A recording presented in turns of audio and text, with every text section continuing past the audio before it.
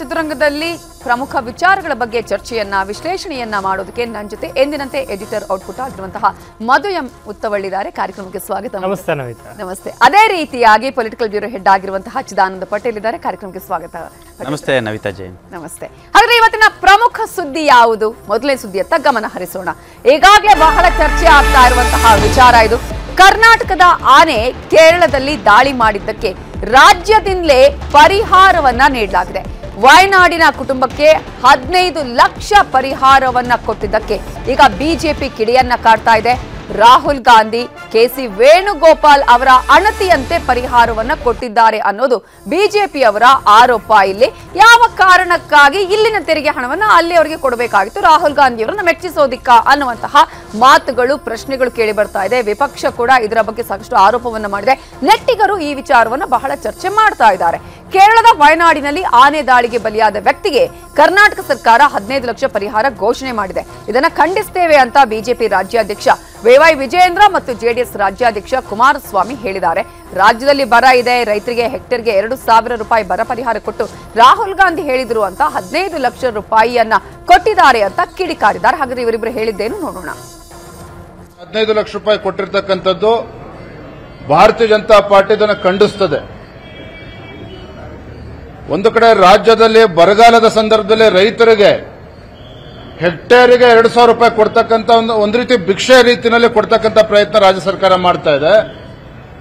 ಮತ್ತೊಂದು ಕಡೆ ಯಥೇಚ್ಛವಾಗಿ ರಾಹುಲ್ ಗಾಂಧಿ ಅವರನ್ನ ಖುಷಿ ಪಡಿಸಕ್ಕೆ, ಕಾಂಗ್ರೆಸ್ ಹೈಕಮಾಂಡ್ ಅನ್ನು ಖುಷಿ ಪಡಿಸಕ್ಕೆ ರಾಹುಲ್ ಗಾಂಧಿ ಅವರು ಹೇಳಿದ್ದಾರೆ ಅಂತೇಳಿ ನಮ್ಮ ರಾಜ್ಯದ ಜನರ ತೆರಿಗೆ ಹಣವನ್ನು ದುರುಪಯೋಗ ಪಡಿಸಿಕೊಂಡಿರ್ತಕ್ಕಂಥದ್ದು ಇದು ಖಂಡನೀಯ. ಯಾರನ್ನು ಕೇಳಿ ಈ ರೀತಿ ರಾಜ್ಯ ಸರ್ಕಾರ ನಿರ್ಧಾರನ ಕೈಗೊಳ್ತಾರೆ? ನಿಮ್ಮ ನಾಯಕರನ್ನ ಖುಷಿ ಪಡಿಸೋಕ್ಕೋಸ್ಕರ ಏನ್ ಬೇಕಾದ್ರೂ ನಿರ್ಧಾರ ಮಾಡೋದಕ್ಕೆ ಹೇಳೋರು ಕೇಳೋರು ಯಾರೂ ಇಲ್ಲದಂತಾಗಿದೆ ಅಂತಕ್ಕಂಥದ್ದು ಮೇಲ್ನೋಟಕ್ಕೆ ಗೊತ್ತಾಗ್ತದೆ.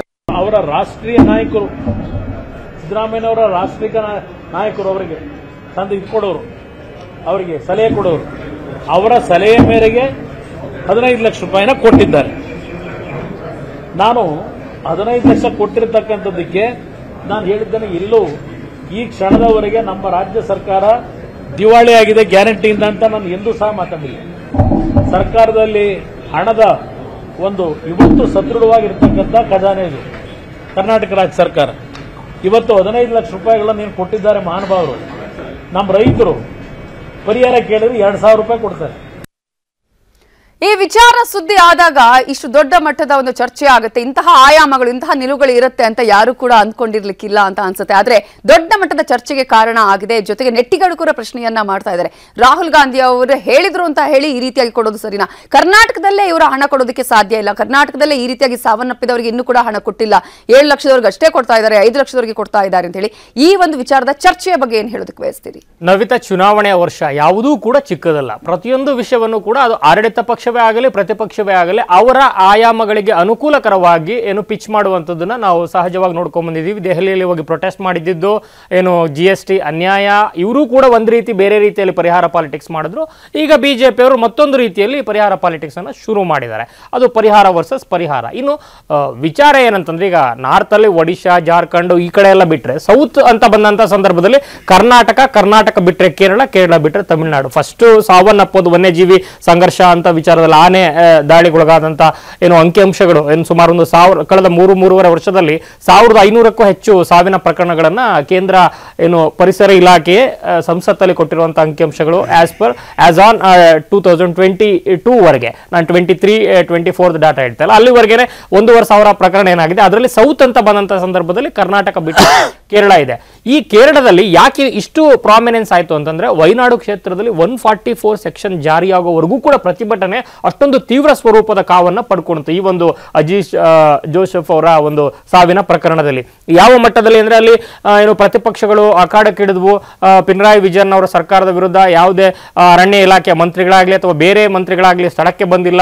ಇಂಥ ಪದೇ ರಿಪೀಟೆಡ್ಲಿ ಆಗ್ತಿರುವಂತ ಏನು ದಾಳಿಗಳ ಹೊರತಾಗಿಯೂ ಕೂಡ ಸರಿಯಾಗಿ ಪರಿಹಾರ ಸಿಕ್ಕಿಲ್ಲ, ಅಥವಾ ಏನು ಅವರಿಗೆ ಸತ್ತಂತವರಿಗೆ ಪರಿಹಾರ ಧನ ಒಂದು, ಮತ್ತೊಂದು ಶಾಶ್ವತ ಪರಿಹಾರ. ಈ ಒಂದು ವನ್ಯಜೀವಿ ಸಂಘರ್ಷಕ್ಕೆ ಇಂತಹ ಹಲವಾರು ವಿಚಾರಗಳನ್ನು ಇಟ್ಕೊಂಡು ನಿರಂತರವಾಗಿ ಏನು ಬಂದ್ ಮಾಡಿದಂತ ಸಂದರ್ಭದಲ್ಲಿ, ಅಂದ್ರೆ ಪ್ರತಿಭಟನೆ ಮಾಡಿದಂತ ಸಂದರ್ಭದಲ್ಲಿ ಪೊಲೀಸರ ಜೊತೆ ಏನು ಚಕಮಕಿಗಳು ಕೂಡ ಆಗಿ ಒಂದು ಹಂತದಲ್ಲಿ 144 ಸೆಕ್ಷನ್ ಕೂಡ ಆಯ್ತು ಮತ್ತು ಕೆಲವು ರೈತರ ಮೇಲೆ ಪ್ರೊಟೆಸ್ಟ್ ಕೂಡ ಆಯ್ತು, ಏನು ಕೇಸ್ಗಳು ಕೂಡ ಆಯ್ತು. ಸೊ ಎಲ್ಲ ಹಿನ್ನೆಲೆಯಲ್ಲಿ ಒಂದು ಹಂತದಲ್ಲಿ ಯಾವ ಎಕ್ಸ್ಟ್ರೀಮ್ಗೆ ಹೋಗಿತ್ತು ಅಂದ್ರೆ ವಾರಾಣಸಿಯಲ್ಲಿ ಏನು ಜೋಡೋ ಯಾತ್ರೆ ನ್ಯಾಯ ಯಾತ್ರೆಯಲ್ಲಿದ್ದಂತ ರಾಹುಲ್ ಗಾಂಧಿ ಅವರು ತತ್ಕ್ಷಣದಲ್ಲಿ ಏನು ಆ ಕ್ಷೇತ್ರಕ್ಕೆ ತಮ್ಮ ಕ್ಷೇತ್ರಕ್ಕೆ ಹೋಗಲೇಬೇಕು, ಈ ಕಾರಣಕ್ಕೆ ಇವತ್ತಿನ ಪ್ರವಾಸವನ್ನ ಮೊಟಕುಗೊಳಿಸಿ ಅಂದ್ರೆ ಒಂದು ಯಾತ್ರೆಯನ್ನು ಮೊಟಕುಗೊಳಿಸಿ ವಯನಾಡಿಗೆ ಹೋಗ್ತಾ ಇದ್ದಾರೆ ಅಂತ ಜಯರಾಮ್ ರಮೇಶ್ ಅವರು ಅವರೇ ಒಂದು ಸ್ಟೇಟ್ಮೆಂಟ್ ಅನ್ನ ಕೊಟ್ಟಿದ್ರು. ಅದಾದ್ಮೇಲೆ ಅವ್ರು ಬಂದ್ರು, ಎಲ್ಲ ಏನೋ ಪರಿಹಾರ ಎಲ್ಲ ಮಾತನಾಡಿದ್ದು, ಸಾಂತ್ವನ ಹೇಳಿದ್ದು ಎಲ್ಲ ಆಯ್ತು. ಅದಾದ ನಂತರ ವೇಣುಗೋಪಾಲ್ ಅವರ ಒಂದು ಸಲಹೆಯ ಮೇರೆಗೆ ವೇಣುಗೋಪಾಲ್ ಅವರಿಗೆ ಸೂಚನೆಯನ್ನು ಕೊಟ್ಟಿದ್ರು ಅನ್ಸುತ್ತೆ. ಅವರ ಸಲಹೆ ಮೇರೆಗೆ ಈಶ್ವರ್ ಖಂಡ್ರೆ ಅವರಿಗೆ ಒಂದೊಂದು ಈಶ್ವರ್ ಖಂಡ್ರೆ ಅವರು ಸ್ವತಃ ಬರೆದಿರುವಂತಹ ಪತ್ರದಲ್ಲೇ ಉಲ್ಲೇಖ ಮಾಡಿದ್ದಾರೆ. ಟೆಲಿಫೋನಿಕ್ ಮೆಸೇಜ್ ಏನ್ ಬಂತು ನನಗೆ ವೇಣುಗೋಪಾಲ್ ಜಿ ಅವರ ಕಡೆಯಿಂದ, ಅದಾದ ನಂತರ ನಾನು ಇದಕ್ಕೆ ಸ್ಪಂದನೆಯನ್ನು ಕೊಟ್ಟಿದ್ದೀನಿ, 15 ಲಕ್ಷ ಪರಿಹಾರವನ್ನು ಕೂಡ ಕೊಟ್ಟಿದ್ದೀನಿ, ಇಟ್ ಈಸ್ ವೆರಿ ಅನ್ಫಾರ್ಚುನೇಟ್ ಅಂತೆಲ್ಲ ಎಲ್ಲ ತುಂಬಾ ಓಕೆ. ಇವತ್ತು ಅವ್ರು ಹೇಳ್ತಾ ಇದ್ದಾರೆ ಮಾನವೀಯತೆ ಇಲ್ವಾ ಬಿಜೆಪಿ ಅವರಿಗೆ, ಯಾಕಿಂತಹ ಸಾವು ನೋವಿನ ವಿಚಾರದಲ್ಲೂ ಕೂಡ ರಾಜಕೀಯವನ್ನ ಮಾಡ್ತಾ ಇದ್ದಾರೆ ಅಂತ. ಆದ್ರೆ ಇವರು ಅದೇ ವಿಚಾರ ಇಟ್ಕೊಂಡಲ್ವಾ ಸೌತ್ ವರ್ಸಸ್ ನಾರ್ತ್ ಅಂತ ಬಂದಂತ ಸಂದರ್ಭದಲ್ಲಿ ಗಡಿಯನ್ನ ಅಂದ್ರೆ ದೇಶದ ರಾಷ್ಟ್ರೀಯತೆ ಅಥವಾ ಮಾನವೀಯತೆ, ಈಗ ಯುಪಿನಲ್ಲಿ ಅಥವಾ ಮತ್ತೊಂದು ಕಡೆ ಬಿಹಾರದಲ್ಲಿ ಅಡ್ಮಿನಿಸ್ಟ್ರೇಟಿವ್ ಪಾಪ್ಯುಲೇಷನ್ ಜಾಸ್ತಿ ಇರುವಂತಹ ರಾಜ್ಯಗಳಲ್ಲಿ ಅಡ್ಮಿನಿಸ್ಟ್ರೇಟಿವ್ ಕಾಸ್ಟ್ ಜಾಸ್ತಿ ಇರುತ್ತೆ, ಡೆವಲಪ್ಮೆಂಟ್ 360 ಡಿಗ್ರಿನಲ್ಲಿ ಆಗಬೇಕು ಅನ್ನೋ ಕಾರಣಕ್ಕೆ 15th ಏನು ಫಿನಾನ್ಸ್ ಕಮಿಷನ್ ಬೇರೆ ಬೇರೆ ಆಯಾಮಗಳಲ್ಲಿ ಕೊಟ್ಟಿದೆ ಮತ್ತು ಅದು ಯುಪಿಎ ಕಾಲದಿಂದ ಕೂಡ ಪಾಪ್ಯುಲೇಷನ್ ಮತ್ತು ಡೆಮೋಗ್ರಫಿಕ್ ಆಗಿ ಸ್ವಲ್ಪ ಎಕ್ಸ್ಪಾನ್ಷನ್ ಆಗ್ತಾ ಬಂದಿದೆ ಅನ್ನೋ ಕಾರಣಕ್ಕೆ ಏನು ಅನುದಾನವನ್ನ ಜಾಸ್ತಿ ಹಂಚಿಕೆ ಆಗ್ತಾ ಇದೆ ಅಂತ. ಆದ್ರೆ ಅದನ್ನ ಇವರು ರಾಜಕೀಯಕರಣಗೊಳಿಸಿದ್ರು ಅನ್ನೋದು ಬಿಜೆಪಿ ಆರೋಪ ಏನಿದೆ, ಅಂಥದ್ದೇ ಒಂದು ಪ್ರಯತ್ನವನ್ನು ಇವತ್ತು ಬಿಜೆಪಿ ಮಾಡ್ತಾ ಇದೆ. ಇವತ್ತು ಈಶ್ವರ್ ಖಂಡ್ರೆ ಅದನ್ನ ರಾಜಕೀಯ ಮಾಡ್ತಿದ್ದಾರೆ ಇವರು ಬಿಜೆಪಿ ಅವರು ಅಂತ ಹೇಳ್ತಾರೆ. ಹಾಗಿದ್ರೆ ಕಾಂಗ್ರೆಸ್ ಅವರು ಮಾಡಿದ್ದೇನೋ ಪರಿಹಾರ ಪಾಲಿಟಿಕ್ಸ್ ಅಲ್ಲಿ ಅಂತ ಮರು ಪ್ರಶ್ನೆಯನ್ನ ಕೇಳ್ತಾ ಇದ್ದಾರೆ. ಸೊ ಇಲ್ಲಿ ಪ್ರಶ್ನೆ ಬಂದಿರುವಂತದ್ದು ನೀವು ಮೆಚ್ಚಿಸಲಿಕ್ಕೆ ಮಾಡಿದಿರಾ ಅನ್ನುವಂಥದ್ದು. ಸೊ ಅದೇ ಇಲ್ಲಿ ಕರ್ನಾಟಕದಲ್ಲಿ ಕೂಡ ಹಲವಾರು ಪ್ರಕರಣಗಳಿವೆ. ಹಾಸನದಲ್ಲಿ ಮನು ಅನ್ನೋರು ಏನ್ ಸತ್ತಿದ್ರು, ಅವ್ರದ್ದು ಇನ್ನೂ ಅರ್ಧ ಬಂದಿಲ್ಲ. ಬೊಮ್ಮಾಯಿ ಅವರ ಸರ್ಕಾರದಲ್ಲಿ 15 ಲಕ್ಷಕ್ಕೆ ಏರಿಸಿದ್ರು, ಆದ್ರೆ 15 ಲಕ್ಷದಲ್ಲಿ 7.5 ಲಕ್ಷ ಅಷ್ಟೇ ಸಿಕ್ಕಿದೆ. ಅವ್ರು ಇನ್ನೂ ಹೋಗ್ತಾ ಇದಾರೆ, ದುಡ್ಡಿಲ್ಲ ಮತ್ತೊಂದು ಕಾರಣ ಸಬೂಬ್ ಕೊಟ್ಟು ಪೆಂಡಿಂಗ್ ಇದೆ ಅಂತವ್ರಿಗೆ ಕೊಟ್ಟಿಲ್ಲ. ಇಲ್ಲಿ ರಾಹುಲ್ ಗಾಂಧಿ ಅವರ ಸೂಚನೆ ಬಂತು ಅಂದ ಕಾರಣಕ್ಕೆ ಕ್ವಿಕ್ ಆಗಿ ನೀವು ರೆಸ್ಪಾಂಡ್ ಮಾಡ್ತೀರಾ ಅನ್ನೋದಾದ್ರೆ ಇಲ್ಲಿ ನಮ್ಮ ತೆರಿಗೆ ನಮ್ಮ ಹಕ್ಕು ಬರಲ್ವಾ ಅನ್ನುವಂಥದ್ದು ಇವರ ರಾಜಕೀಯ ಪ್ರಶ್ನೆ. ಸಹಜವಾಗಿ ಇವ್ರು ಮಾಡಿರುವಂತಹ ರಾಜಕೀಯಕ್ಕೆ ವರ್ಸಸ್ ರಾಜಕೀಯ ಶುರುವಾಗಿದೆ. ಅದನ್ನ ಯಾವ ರೀತಿ ಡಿಫೈನ್ ಮಾಡ್ಕೊಂತಾರೆ, ಅಫ್ಕೋರ್ಸ್ ಮಾನವೀಯತೆ ಮತ್ತೊಂದು ಅಂತ ಡಿಫೈನ್ ಮಾಡ್ಕೊಂತಾರೆ. ಆದ್ರೆ ಬಿಜೆಪಿಗೆ ಮತ್ತೊಂದು ಒಂದು ಪಾಪ್ಯುಲರ್ ನರೇಟಿವ್ ನ ಬಿಲ್ಡ್ ಮಾಡ್ಲಿಕ್ಕೆ, ಕೌಂಟರ್ ಕೊಡ್ಲಿಕ್ಕೆ ಇವ್ರು ಬಿಲ್ಡ್ ಮಾಡ್ತಿರುವಂತಹ ನರೇಟಿವ್ಗೆ ಒಂದು ಅಸ್ತ್ರ ಅಂತೂ ಸಿಕ್ಕಿದೆ. ಮೊದಲೇ ಹೇಳಿದಂತೆ ನಾನು ಯಾವುದು ಚಿಕ್ಕದು ಅಲ್ಲ, ಹಾಗಾಗಿ ಅದನ್ನ ಸಾಧ್ಯವಾದಷ್ಟು ಎಕ್ಸ್ಪ್ಯಾಂಡ್ ಮಾಡ್ಲಿಕ್ಕೆ ಬಿಜೆಪಿ ಕೂಡ ಟ್ರೈ ಮಾಡ್ತಾ ಇದ್ದಾರೆ. ಎಸ್, ಇಲ್ಲಿಗ ನೆಟ್ಟಿಗರ ಪ್ರಶ್ನೆಗಳನ್ನು ಕೂಡ ನಾವು ಗಮನಿಸ್ತಾ ಹೋದ್ರೆ ಪಟೇಲ್ರೆ, ಇಲ್ಲಿ ಒಂದ್ ಕಡೆ ನಮ್ಮ ಹಣ ಇದು ಕರ್ನಾಟಕದ ತೆರಿಗೆ ಹಣ, ನೀವು ಯಾಕೆ ಇನ್ನೊಂದು ರಾಜ್ಯಕ್ಕೆ ಕೊಡ್ತೀರಿ? ನೀವೇ ಕೇಳ್ತೀರಿ ಕೇಂದ್ರದ ವಿಚಾರ, ಕೇಂದ್ರದಲ್ಲಿ ಹಣ ಬಂದಿಲ್ಲ, ಬರ ಪರಿಹಾರ ನಮಗೆ ಕೊಡಕ ಆಗೋದಿಲ್ಲ ಅಂತೇಳಿ. ಇಲ್ಲಿನ ಬರ ಪರಿಹಾರ ದುಡ್ಡು ಕೊಡೋದಕ್ಕೆ ಇಲ್ಲ, ಅದು ಹೆಂಗ್ 15 ಲಕ್ಷ ಕೊಟ್ರಿ ಅನ್ನುವಂತಹ ಪ್ರಶ್ನೆಗಳು ಕೂಡ ಇಲ್ಲಿ ಸಹಜವಾಗಿ ನೆಟ್ಟಿಗರು ಕೇಳ್ತಾ ಇರುವಂತದ್ದು. ಮತ್ತೊಂದು ಕಡೆ ಹೋದ್ರೆ ಆನೆಗಳಿಗೆ ಅಥವಾ ಯಾವುದೇ ವನ್ಯ ಪ್ರಾಣಿಗಳಿಗೆ ಗಡಿ ಇದೆಯಾ? ಇದು ನಮ್ಮ ಭಾರತ ದೇಶ, ಇದು ರಾಜ್ಯ, ಈ ರೀತಿಯಾಗಿ ಹೋಗಬಾರ್ದು ಅನ್ನುವಂಥದ್ದು ಪ್ರಶ್ನೆಗಳು ಕೂಡ ಇಲ್ಲಿ ಕಂಡು ಬರ್ತಾ ಇದೆ ಅಂತ ಯಾವ ರೀತಿ ಗಮನಿಸ್ತೀವಿ? ನಿಮಗೆ ಹುಲಿಗೂ ಕೂಡ ಸೀಮೆ ಇರುವುದಿಲ್ಲ, ಅದೇ ರೀತಿ ಆನೆಗಳಿಗೂ ಕೂಡ ಸೀಮೆ ಇರೋದಿಲ್ಲ. ಮೊದಲೆಲ್ಲ ಆನೆಗಳ ಕಾರಿಡಾರ್ ಅಂತಲೇ ಇತ್ತು. ಇವತ್ತು ಆ ಕಾರಿಡಾರ್ಗಳು ನಗರೀಕರಣದ ಪರಿಣಾಮವಾಗಿ rubber estate, tea estate, coffee ಎಸ್ಟೇಟ್ಗಳಾಗಿದೆ, ಕೆಲವೆಲ್ಲ ಅಲ್ಲೆಲ್ಲ ವಸತಿಗಳ ಸಮುಚ್ಚಯಗಳು ಆಗಿರುವಂಥದ್ದು. ಇದು ಮಾನವ ಮತ್ತು ವನ್ಯಜೀವಿ ಸಂಘರ್ಷಕ್ಕೆ ಕಾರಣ ಆಗಿರುವಂಥದ್ದೇ. ವನ್ಯಜೀವಿಗಳು ಇರ್ತಕ್ಕಂಥ ಸ್ಥಳವನ್ನು ನಾವು ಆಕ್ರಮಣವನ್ನು ಮಾಡಿದ್ದೀವಿ, ಅರಣ್ಯ ಪ್ರದೇಶನ ಆಕ್ರಮಣವನ್ನು ನಾವು ಮಾಡಿ ಅದನ್ನು ನಗರೀಕರಣ ಮಾಡಿದ್ದಕ್ಕೆ ಇದು ಇವತ್ತು ನಾವು ಅದಕ್ಕೆ ಪರಿಹಾರ ಮತ್ತು ಏನು ಬೆಲೆಯನ್ನು ತೆತ್ತಾ ಇದ್ದೀವಿ.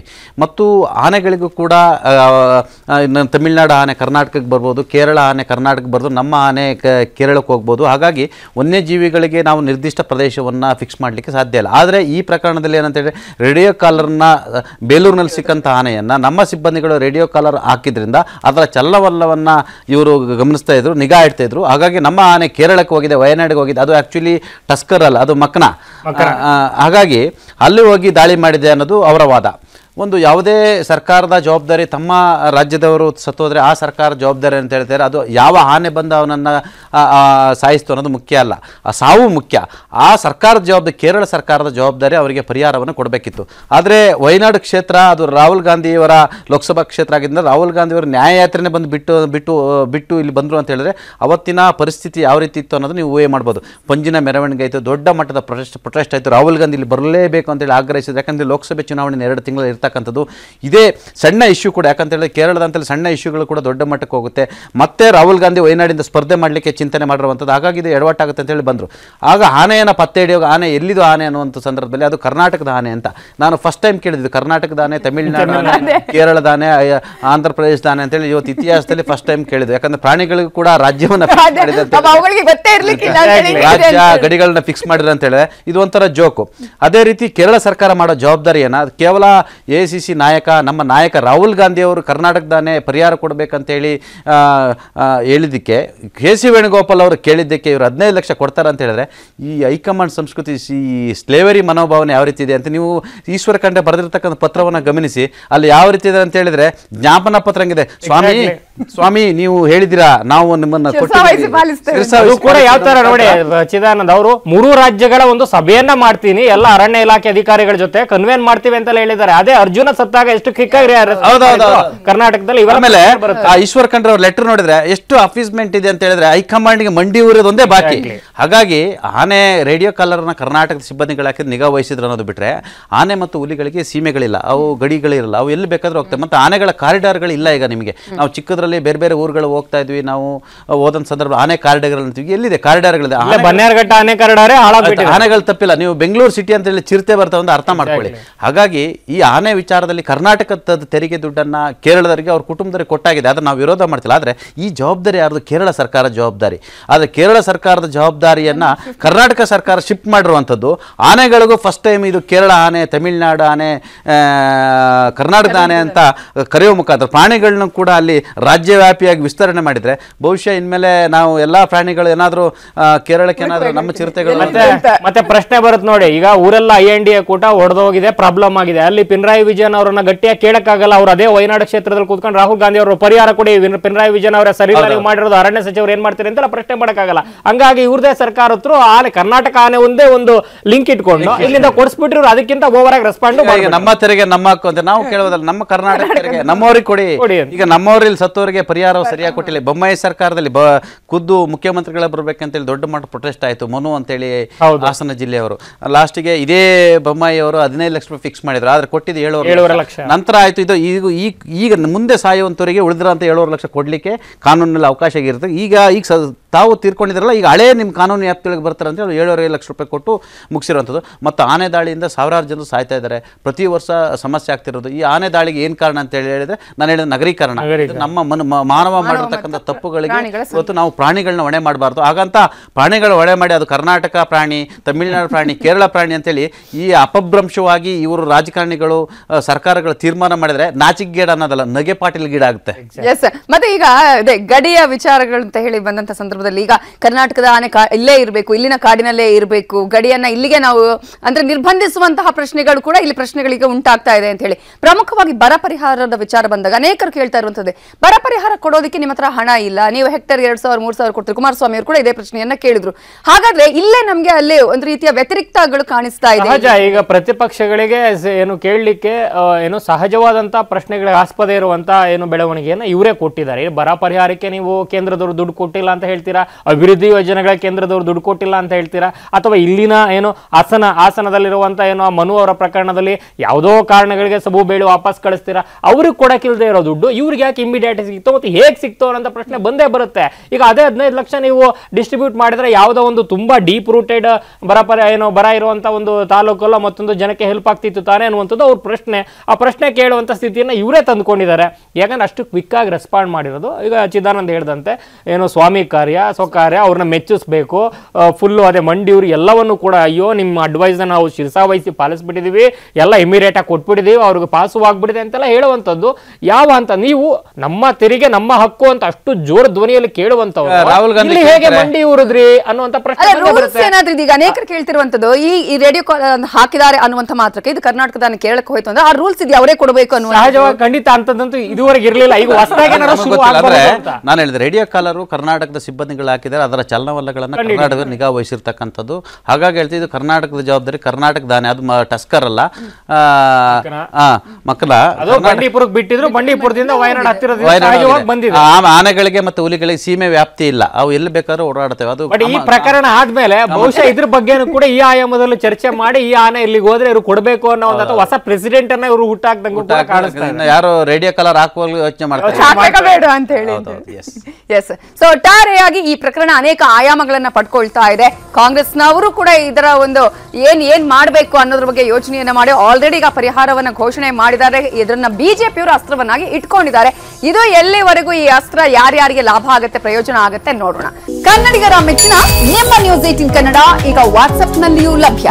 ಕರ್ನಾಟಕ ಮತ್ತು ದೇಶ ವಿದೇಶದ 360 ಡಿಗ್ರಿ ಸುದ್ದಿ ವಿವರವನ್ನ ನೀವು ನಿಮ್ಮ ಕೈ ಬೆರಳುಗಳಲ್ಲಿಯೇ ಪಡೆಯೋದಿಕ್ಕೆ ಈ QR ಕೋಡ್ ಅನ್ನ ಸ್ಕ್ಯಾನ್ ಮಾಡಿ. ನಮ್ಮ ಚಾನೆಲ್ ಅನ್ನ ಫಾಲೋ ಮಾಡಿ, ನೋಟಿಫಿಕೇಶನ್ ಆನ್ ಮಾಡಿ. ಇನ್ನು ಲೋಕಸಭಾ ಚುನಾವಣೆಗೆ ಕೆಲ ತಿಂಗಳಷ್ಟೇ ಬಾಕಿ ಉಳಿದಿದೆ. ರಾಜ್ಯದ ಎಲ್ಲಾ ಲೋಕಸಭಾ ಕ್ಷೇತ್ರಗಳಲ್ಲಿ ಈಗಿನ ಟ್ರೆಂಡ್ ಯಾವ ರೀತಿಯಾಗಿದೆ, ಘಟಾನುಘಟಿ ನಾಯಕರು ಏನೇನ್ ಹೇಳ್ತಾರೆ, ಆಕಾಂಕ್ಷಿಗಳು ಯಾರು, ಯಾರ್ಯಾರ ಬಲಾಬಲ ಯಾವ ರೀತಿಯಾಗಿದೆ, ಇವೆಲ್ಲವನ್ನ ನೋಡೋಣ ಇವತ್ತಿನ ಕುರುಕ್ಷೇತ್ರದಲ್ಲಿ. ಇವತ್ತು ಬಾಗಲಕೋಟೆ ಲೋಕಸಭಾ ಕ್ಷೇತ್ರದ ಚಿತ್ರಣವನ್ನ ನೋಡೋಣ.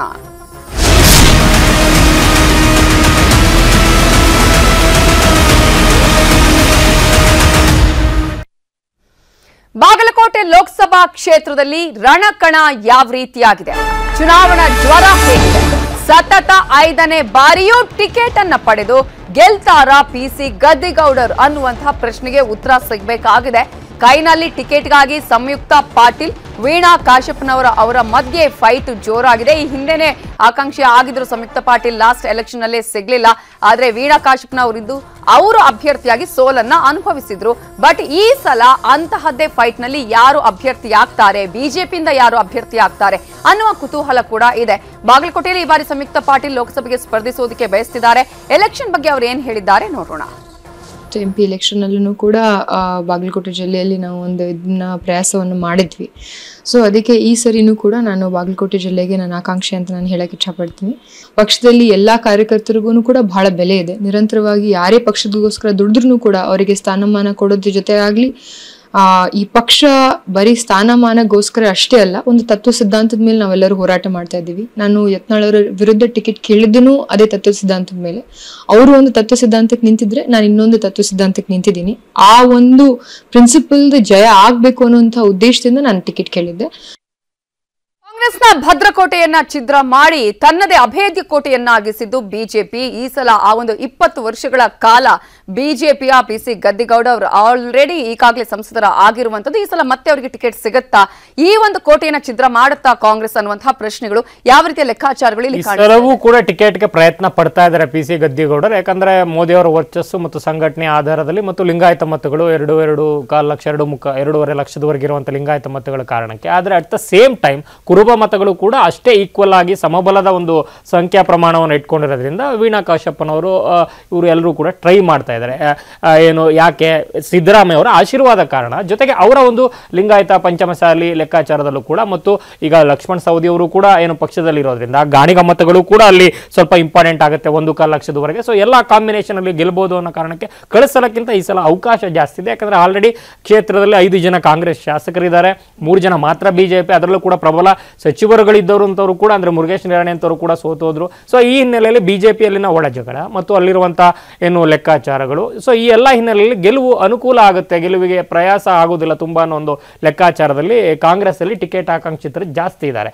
ಸಹಜವಾಗಿ ಈಗ ಸಂಯುಕ್ತ ಪಾಟೀಲ್ ಅವರು ಒಂದು ಕ್ಲಾರಿಟಿ ಇದ್ದಂಗಿದೆ. ಅಂದ್ರೆ ಅಲ್ಲಿನ ಅವರ ಕಾರ್ಯಕರ್ತರನ್ನ ಕನೆಕ್ಟ್ ಮಾಡ್ಕೊಳ್ಳಿಕ್ಕೆ ಅಥವಾ ಅಲ್ಲಿನ ಹೈಕಮಾಂಡ್ ಅನ್ನ ಕನೆಕ್ಟ್ ಮಾಡ್ಕೊಳ್ಳಿಕ್ಕೆ ಯಾವ ರೀತಿ ಮಾಡಬೇಕು ಅಂತದೊಂದು ಏನು ನರೇಟಿವ್ ನ ಪಿಚ್ ಮಾಡ್ತಾ ಇದ್ದಾರೆ ಸೈದ್ಧಾಂತಿಕವಾಗಿ, ಮತ್ತು ಏನು ಎಲ್ಲಾ ಜಾತಿ ಗಣಿತ ಎಲ್ಲವನ್ನೂ ಇಟ್ಕೊಂಡು. ಅದೇ at the same time Siddaramaiah ಅವರ ಆಶೀರ್ವಾದ ಇರುವಂತಹ ವಿಜಯಾನಂದ ಕಾಶಪ್ಪನವರು ಅವರ ವೈಫ್ ಅನ್ನ ಬಿಟ್ಕೊಡ್ತಾರ, ಅಂದ್ರೆ ಅವ್ರಿಗೆ ಟಿಕೆಟ್ ಸಿಗದಿರೋಂಥ ಪರಿಸ್ಥಿತಿ ಬಂದ್ರೆ ಅಷ್ಟು ಸುಮ್ಮನಿರ್ತಾರ ಅನ್ನೋಂತ. ಯಾಕಂದ್ರೆ ಈಗಾಗಲೇ ಅವರು ವಿಧಾನಸಭಾ ಚುನಾವಣೆಗೆ ಮುಂಚೆಯಿಂದನೂ ಕೂಡ ಅಲ್ಲಿ ಸಂಘಟನೆ ವಿಚಾರದಲ್ಲಿ ಅತ್ಯಂತ ಏನು ಡೀಪ್ ರೂಟೆಡ್ ಆಗಿ ಓಡಾಡ್ತಾ ಇದ್ದಾರೆ. ನನಗೆ ಟಿಕೆಟ್ ಅನ್ನೋ ಕಾನ್ಫಿಡೆನ್ಸ್ ಅಲ್ಲಿ ಏನು ಅವ್ರ ವೈಫ್ ಓಡಾಡ್ತಾ ಇರೋದ್ರಿಂದ ಹೇಗೆ ಅದನ್ನ ರಿಸೀವ್ ಮಾಡ್ತಾರೆ ಈ ಫೈಟ್ ಅನ್ನೋದು ಕುತೂಹಲ. ಅಕಸ್ಮಾತ್ ಸಂಯುಕ್ತ ಪಾಟೀಲ್ ಇಲ್ಲ ಅಂದ್ರೆ ಎಲ್ಲೋ ಒಂದ್ ಕಡೆ ಏನೋ ಮಾತುಗಳು ಕೇಳ್ತಾ ಬರ್ತಾ ಇರುವಂತದ್ದು ಲೋಕಲ್ ಆಗಿ ಸ್ವತಃ ಶಿವಾನಂದ ಪಾಟೀಲ್ರೆ ನಾನು ಕೂಡ ರೆಡಿ ಇದೀನಿ ಬಂದು ನಿಲ್ಲಿಕ್ಕೆ ಅನ್ನೋಂಥ ಒಂದು ಮಾತನ್ನ ಹೇಳಿದ್ದಾರೆ ಅಂತ. ಯಾಕಂದ್ರೆ ಅವರಿಗೆ ಯತ್ನಾಳು ಮತ್ತು ಅಲ್ಲಿನ ವಿಜಯಪುರ ಪಾಲಿಟಿಕ್ಸ್ ಏನಿದೆ, ಯತ್ನಾಳ್ ಮತ್ತೆ MB ಪಾಟೀಲ್ರು ಅಲ್ಲಿ ಅವರು ಮಾತನಾಡ್ಕೊಳ್ಳುವಂತೆ ಏನು ಅಲ್ಲಲ್ಲಷ್ಟು ಹೊಂದಾಣಿಕೆಗಳಿದಾವೆ. ಹೀಗೆ ಹಲವಾರು ಬೇರೆ ಬೇರೆ ಆರೋಪಗಳೇನಿದೆ, ಆ ಆರೋಪಗಳಿಗೆ ಉತ್ತರವನ್ನು ಕೊಡ್ಬೇಕು. ಮತ್ತೆ ನಾನು ರೆಡಿ ಇದ್ದೀನಿ, ಯಾವ ಮಿನಿಸ್ಟರ್ ಕೂಡ ರೆಡಿ ಇಲ್ಲ ಇವಾಗ, ನಾನು ಕಂಟೆಸ್ಟ್ ಮಾಡಕ್ ರೆಡಿ ಇದ್ದೀನಿ. ಸೊ ಇವ್ರು ಓಪನ್ ಆಗಿ ಹೇಳ್ತಾ ಇದ್ದಾರೆ ಅನ್ನೋದೇ ಒಂದ್ ಸ್ವಲ್ಪ ಏನು ಡಿಫ್ರೆಂಟ್ ಏನು ಅರ್ಥಮೆಟಿಕ್ ರೀತಿ ಕಾಣಿಸ್ತಾ ಇದೆ. ಸೊ ಹೀಗಾಗಿ ಕಾಂಗ್ರೆಸ್ ಯಾರಿಗೆ ಮಣೆ ಹಾಕುತ್ತೆ, ಅಲ್ಲಿರುವಂತ ಸ್ಥಳೀಯ ಅಭ್ಯರ್ಥಿಗಳಿಗೆ ಮಣೆ ಹಾಕುತ್ತಾ ಅಥವಾ ಈ ರೀತಿ ಸಂಯುಕ್ತ ಪಟೇಲ್ರಿಂದ ವಲಸಿಗರಿಗೆ ಏನೋ ಮಣೆ ಹಾಕುತ್ತಾ ಅನ್ನೋ ಕುತೂಹಲ ಸಹಜವಾಗಿದ್ದೇ ಇದೆ. ಗ್ಯಾರಂಟಿ ಸಿದ್ದರಾಮಯ್ಯ ಅವರ ಒಂದು ಕಾಂಬಿನೇಷನ್ ಅಲ್ಪಸಂಖ್ಯಾತ ಮತಗಳು, ಗಾಣಿಗ ಲಿಂಗಾಯತ ಮತಗಳು ಮತ್ತು ಏನು ಪಂಚಮಸಾಲಿ ಮತಗಳು ಮತ್ತು ಏನು ಒಟ್ಟಾರೆ OBC ಮತಗಳ ಲೆಕ್ಕಾಚಾರದಲ್ಲಿ, ಕುರುಬ ಮತಗಳ ಲೆಕ್ಕಾಚಾರದಲ್ಲಿ ಕೇಳ್ತಾ ಇರುವಂತ ಟಿಕೆಟ್ ಕೇಳ್ತಾ ಇರುವಂತ ಕಾಂಗ್ರೆಸ್ ಅಲ್ಲಿ ಸ್ಟ್ರೆಸ್ ಜಾಸ್ತಿ ಇದೆ. ಬಿಜೆಪಿಯಲ್ಲಿ ಸಹಜವಾಗಿ ಫ್ರಂಟ್ ರನ್ನರ್ ಆಗಿ ಗದ್ದಿಗೌಡರು ಕಾಣಿಸ್ತಾ ಇದ್ದಾರೆ. ಆದ್ರೆ ಅವ್ರನ್ನ ರಿಟೈನ್ ಮಾಡ್ತಾರ ಅನ್ನೋದೇ ದೊಡ್ಡ ಕುತೂಹಲ. ಯಾಕಂದ್ರೆ ಹಲವಾರು ಸೀನಿಯರ್ಗಳಲ್ಲಿ ಏನು ಕೊಕ್ಕೊಡೋದಕ್ಕೆ ಲಿಸ್ಟಲ್ಲಿ ಇದೆ, ಆ ಲಿಸ್ಟಲ್ಲಿ ಇವರು ಕೂಡ ಇದ್ದಾರೆ ಅಂತ ಇರೋದ್ರಿಂದ ಸೊ ಹೇಗೆ ಬಿಜೆಪಿ ಅವ್ರನ್ನ ಟ್ರೀಟ್ ಮಾಡುತ್ತೆ ಮತ್ತೆ ಕಾಂಗ್ರೆಸ್ ಅದಕ್ಕೆ ಕೌಂಟರ್ ಪಾರ್ಟ್ ಮಾಡುತ್ತೆ ಅನ್ನೋದನ್ನ ನೋಡ್ಬೇಕು ನಾವಿದೆ. ಪಟೇಲ್ ಇಲ್ಲಿ BC ಗದ್ದಿಗೌಡ ಅವರು ಇಷ್ಟು ವರ್ಷ ಇದ್ರು ಕೂಡ ಅಭಿವೃದ್ಧಿ ಹೇಳುವಷ್ಟು ಆಗಿಲ್ಲ ಅನ್ನುವಂತಹ ಮಾತುಗಳು ಕೂಡ ಅಲ್ಲಿ ಕೇಳಿ ಬರ್ತಾ ಇದೆ. ಕಳೆದ 20 ವರ್ಷಗಳಿಂದ ಅವರೇ ಇನ್ನೊಂದ್ ಕಡೆ ಶಿವಾನಂದ ಪಾಟೀಲ್ ಬಸವನ ಬಾಗೇವಾಡಿಯಿಂದ ಇದ್ರೆ, ಮಗಳು ಬಾಗಲಕೋಟೆಯಿಂದ ಕೇಳ್ತಾ ಇರುವಂತದ್ದು ಈ ಎರಡು. ನಿಮಗೆ ಕಳೆದ 20 ವರ್ಷದಿಂದ PC ಗದ್ದಿಗೌಡರು ಅಲ್ಲಿ ಸಂಸದರಾಗ್ತಿರ್ತಕ್ಕಂಥ 20 ವರ್ಷದಲ್ಲ ಕೂಡ ಕಾಂಗ್ರೆಸ್ ಅಲ್ಲಿ ಗೆಲ್ಲಲಿಕ್ಕೆ ಸಾಧ್ಯ ಆಗಿಲ್ಲ. PC ಗದ್ದಿಗೌಡರು ಅಲ್ಲೇನು ಕೆಲಸ ಮಾಡಿಲ್ಲ ಅಂತ ಆರೋಪ ಇದೆ. ಹಾಗಂತ ಅವರು ವೈಯಕ್ತಿಕವಾಗಿ ಒಳ್ಳೆ ಮನುಷ್ಯ ಅನ್ನೋದು ಇನ್ನೊಂದು ಕೂಡ ಪ್ಲಸ್ ಪಾಯಿಂಟ್ ಇರ್ತಕ್ಕಂಥದ್ದು. ನಿಮಗೆ ಬಾಗಲಕೋಟೆಯಿಂದ ಈ ಸರಿ ಬಸನಗೌಡ ಪಾಟೀಲ್ ಯತ್ನಾಳ್ ಅವರನ್ನ ನಿಲ್ಲಿಸಬೇಕನ್ನೋದು ಯಡಿಯೂರಪ್ಪನವರ ಪ್ಲಾನು. ಹಾಗಾಗಿ ಯಡಿಯೂರಪ್ಪನವರು ಬಸನಗೌಡ ಪಾಟೀಲ್ ಯತ್ನಾಳ್ ಅವರನ್ನ ಲೋಕಸಭೆ ಕಳಿಸ್ಬಿಟ್ರೆ ಇಲ್ಲಿ ಮಗಂಗೆ ಆರಾಮಸೆ ಕ್ಲಿಯರ್ ಆಗುತ್ತೆ ಅನ್ನೋದು ಲೆಕ್ಕಾಚಾರ. ಅವ್ರನ್ನ ಕಳಿಸ್ಕೊಡ್ಲಿಕ್ಕೆ ಇವರೇನಿದೆ ಇವ್ರಿಗಾಗಲೇ ಪ್ರಪೋಸಲ್ನ ಕಳಿಸಿರುವಂಥದ್ದು. ಇನ್ನು ಗದ್ದಿಗೌಡರಿಗೆ 4 ಬಾರಿ ಕೊಟ್ಟಿದ್ದಾರಲ್ಲ ಸಾಕು ಅನ್ನೋ ಕಾರಣಕ್ಕಾಗಿ, ಮತ್ತು ಈ ಬಾರಿ ಚುನಾವಣೆ ಗ್ಯಾರಂಟಿಯ ಕಾರಣಕ್ಕಾಗಿ ಟಫ್ ಇದೆ ಅನ್ನೋ ಕಾರಣಕ್ಕಾಗಿ, ಮತ್ತು ಅಲ್ಲಿ ವಿಶೇಷ ಅಂದರೆ 2,40,000 ಲಿಂಗಾಯತ ಮತಗಳಿದ್ರೆ 2,20,000 ಕುರುಬ ಮತಗಳಿದ್ದಾವೆ.